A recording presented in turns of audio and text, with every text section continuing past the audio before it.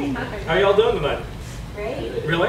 Yeah. Okay. And how was everyone's Christmas? Super fantastic. Really? See, I've got one. That's great. You're my audience for the show. I'm not talking to anyone else. Really? Yeah. Great. Anything particularly exciting happened? Or Yes, was it just I got diamond earrings. Yeah. One of my presents. Yeah. Yeah, and Charday was home. That's always a good thing. And my grandson was home, so that was awesome too. Cool. So yeah, it was wonderful. I felt really fortunate and very blessed. That's good. I mean, does everyone else just have a horrible? No, I'm the only Really? one. Oh, ooh. It hurts. What can I say? Yeah. All right. Well, a word of explanation about tonight's show. It's a bit confusing because we are producing two separate shows under the same title, and the way that's working is come January is our 5th anniversary. We've been doing this for 5 years somehow, and what we decided to do is we go back to all of our favorite and most successful touring material, and we collaborate with a bunch of different artists. We're working with Dean Hatton, who's a Marceau trained mime. We're working with Mad King Thomas, who's a modern dance group. And the idea is that we take these routines and we give them to artists in other disciplines and have them reinterpret them in totally different ways. That's the Minneapolis show. What we're doing for you tonight is a little different and is still a great show. This is the core members coming down, and if the Minneapolis show focuses on reinvention, tonight is our chance to sort of go back and trot out our tired old material that no one's seen one more time. And that is what you will be enjoying tonight. We will also, in an effort to, you will be getting what I may call sort of DVD bonus features tonight too, of material that has never made it to Rochester before. And in the spirit of the season, I would like to start off with one of those now. I love that. This is the guy who gives everything this veneer of professionalism. You know? December 24th, 11:45 p.m. She pushed open the door and was overwhelmed with the stench of illness, of bile and decay. She clenched herself against her own rising nausea and fixed her gaze on the man in the bed. The man she loved. The man some call Père Noël. The jolly old elf's nose was red, but not from cold, rather from the brutality of a dozen boxes of Kleenex. Mucus flowed freely down his cheeks and mixed with tears of agony. She folded her arms, pursed her lips, and said, "You're not going out tonight." With effort, he heaved his naked bulk up onto one elbow to face her. "But my dear," he moaned, "I haven't missed a Christmas delivery for nearly 1,700 years. The children are depending on me." Well, then she snapped, "Those spoiled kinder will have to get by without you for once. Lord knows it might do him some good." "No," he cried out, "no! Why, little Tristan and Molly stopped fighting for a whole month just to get their eager little hands on a copy of Manhunt 2. How can such generosity go unrewarded? I'm coming, Tristan! I'm coming, Molly! He heaved abruptly as something in his stomach performed an undulation, and the wall next to his bed became a Jackson Pollock painting of partly digested turkey. She sighed and stepped out of the room, pulling the door shut behind her. Turning around, she nearly tripped over some of the help. "Oh, man, you little bastards are everywhere, aren't you?" she mumbled to herself. "So I guess this means Christmas is canceled this year, huh, Mrs. Claus?" asked one of the elves sadly. She folded her arms once more and gazed off into the distance. "Not necessarily, little one.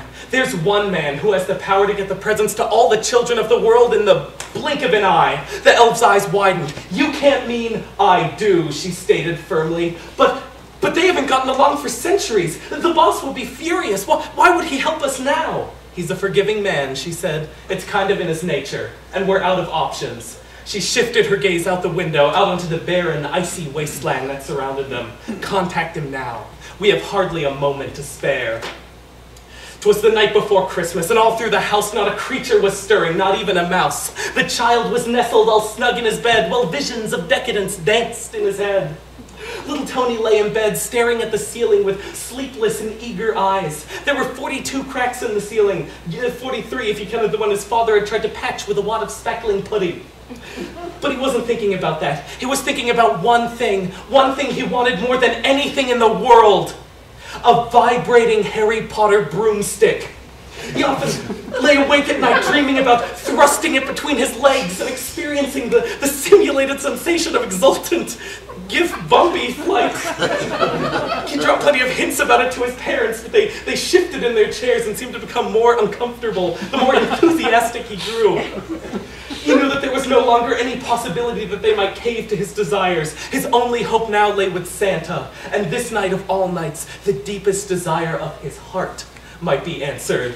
When suddenly there arose such a clatter, he leaped out of his bed to see what was the matter. He held his breath, and he heard on the roof the prancing and pawing of 32 hooves. Every muscle in his body tensed for action, adrenaline pounding through his veins. He crept down the stairs, keeping to the corners where he knew they creaked less. He peered around the bottom of the stairwell into the living room, and there he saw a lean, bearded man, clad only in a loincloth and a crown of thorns. When he bent over the Christmas tree, he saw that blood flowed freely from his bare hands and feet. Before Tony could stop himself, the words flew out of his mouth. "You're not Santa!" The bearded man spun around, a wild-eyed expression in his face. "Little Tony, is that you?"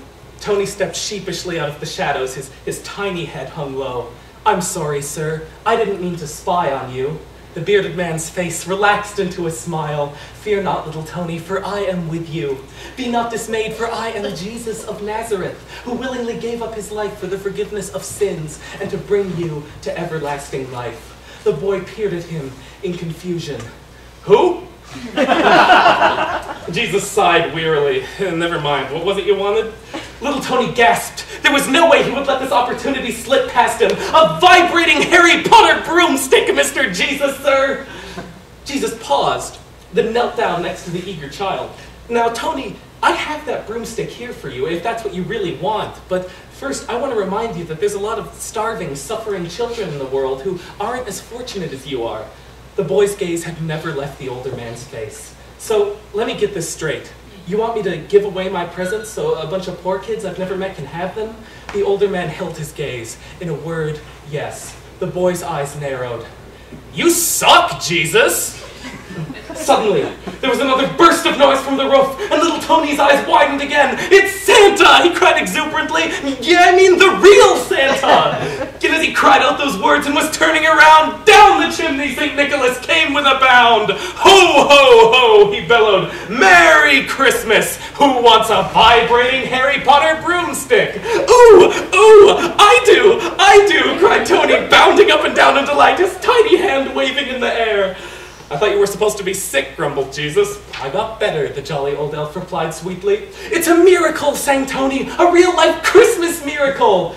"Say, I've got an idea," said Jesus. "Wouldn't it be an even bigger miracle if little Tony here were to be awakened to a spirit of compassion and self-sacrifice and learn to give of himself for the sake of those less fortunate than he is?" They both stared at the child, who pondered thoughtfully for a moment. "Nah," he said finally, thrusting out his hand. "Stick me, Santa!" "Well, if you don't need me anymore, I really should be getting back to my kingdom, which, by the way, is not of this world," said Jesus. "I don't suppose you'd be willing to give me a lift?" "But of course," bellowed Santa, "it's on my way." "Thanks, Santa," exclaimed little Tony. "You're the best." They sprang to his sleigh, to his team gave a whistle, and away they both flew like the down of a thistle. Tony heard them exclaim ere they drove out of view, "Merry Christmas to all, except to the Jews!"